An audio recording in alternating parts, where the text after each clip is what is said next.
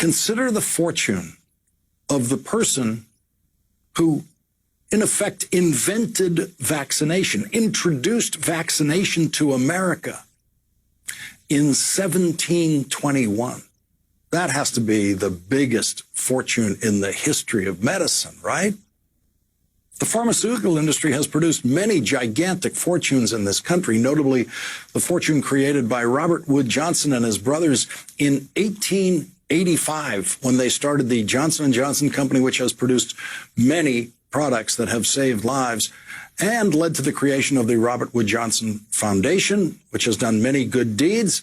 And that fortune has provided for generation upon generation of some members of the class that used to be known as the idle rich. The person who introduced immunizations in America was born into a caste that was not allowed to profit from his wisdom, from his genius, or even from his labor. He was a slave owned by a minister in Boston, a slave who saved lives in Boston during the smallpox epidemic of 1721 when he described a procedure that he had undergone in Africa before his life was stolen from him on a slave ship. Pulitzer Prize winner Isabel Wilkerson tells this story in her new book, Caste: The Origins of Our Discontents.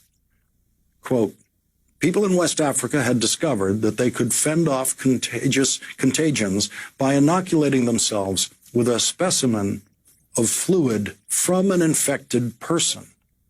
That is the knowledge that slave brought to Boston in 1721, where he saved dozens of lives because of one doctor who decided to try that method that the slave described. 30 years later, vaccinations based on that method, introduced by a slave, became the standard practice in Massachusetts and eventually the rest of the country. There is no charitable foundation named for that slave. His descendants were not born into lives where work was optional. The life-saving gift he gave us did not even earn him his freedom.